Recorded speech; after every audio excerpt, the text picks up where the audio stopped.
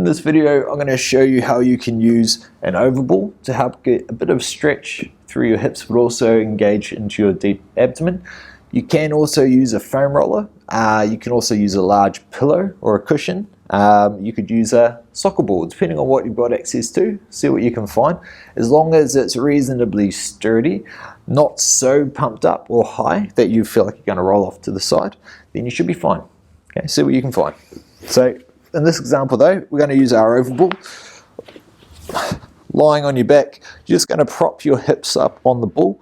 Now it's important that the ball is underneath the top half of your sacrum, so it's not under your tailbone, but it's also not sitting in that curve of your lower back. Okay, it's just underneath where, on me, I'd wear my trousers and a belt buckle, but on ladies, obviously with higher hips, it might be a bit trickier to find.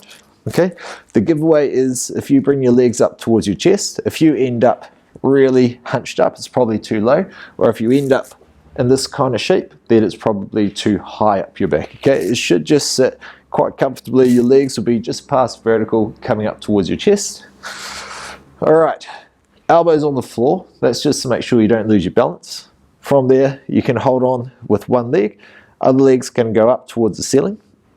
Your free hand, okay, the elbow stays on the floor to help with your balance, but your hand is going to press into your lower stomach, okay, and the goal here is just to get a feel for your stomach. When everything's pulled up nice and tight, your stomach should be soft and pretty relaxed, okay. You want to keep your knee pulled up really close towards your chest. That helps to keep your back in a flat position.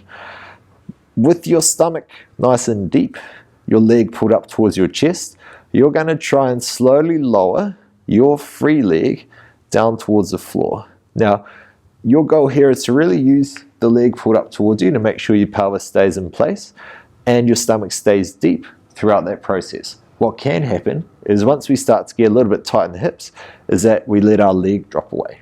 Okay, and we think we need to do that to help get our foot to the floor.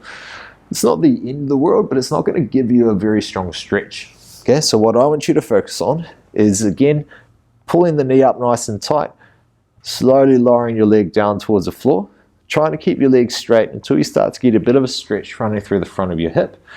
Depending on how high the hips are up on the ball, that might be that your heel does have to go to the floor. Okay, my legs are quite long in relation to how big the ball is. For some of you who aren't as long, you might find that actually your leg gets a stretch in the air like this.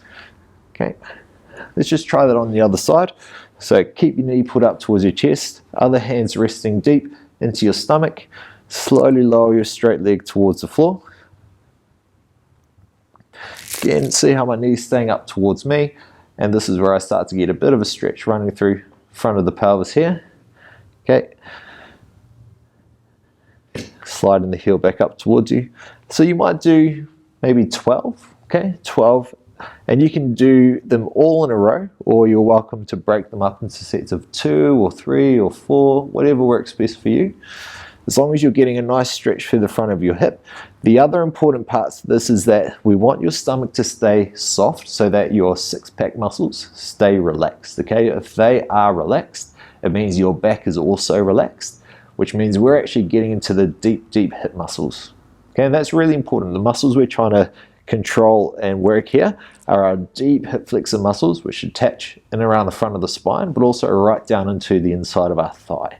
If they're not very well conditioned, it can often cause a lot of trouble in our hips and in our lower back. Okay, so slowly lowering the leg down will also mean that the muscle is engaged for a longer period of time, taking it through its full range of movement. When you start to get that stretch, it means that you've taken it as far as it's willing to go, which is fine. That's what we want to do. Okay, pull the leg back up. Now, as you get more confident with it, you can lift your leg straight back up again, as long as your stomach stays deep. If your stomach does start to pop up, just try and pull your knee up towards your chest a little bit more, okay?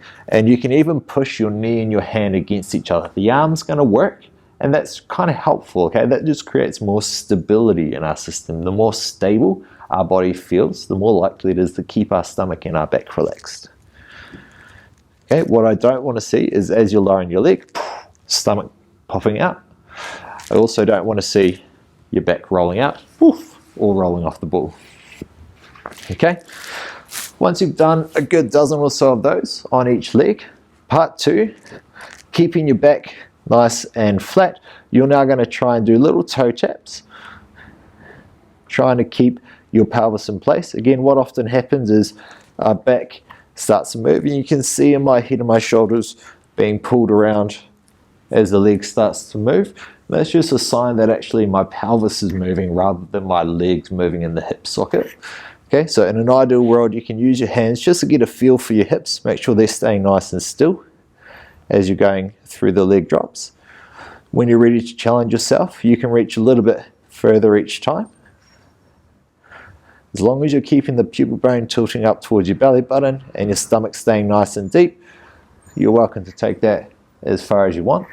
Harder version still, straight leg drops, really working on the leg pulling up towards you so you get a nice stretch through the back of your thigh, and it will also help to again anchor the pelvis in the right place so you get that big stretch running through the front of your hips. Cool.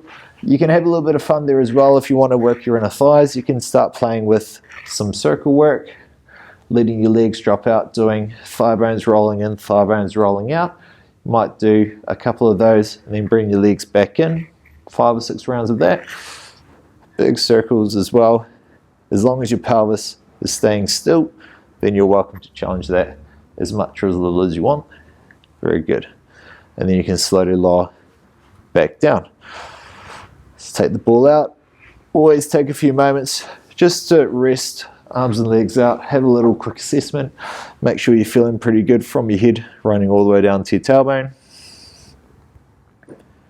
Good. And then once you're feeling nice and relaxed, make your way slowly back up to sitting. Very nice. Thanks.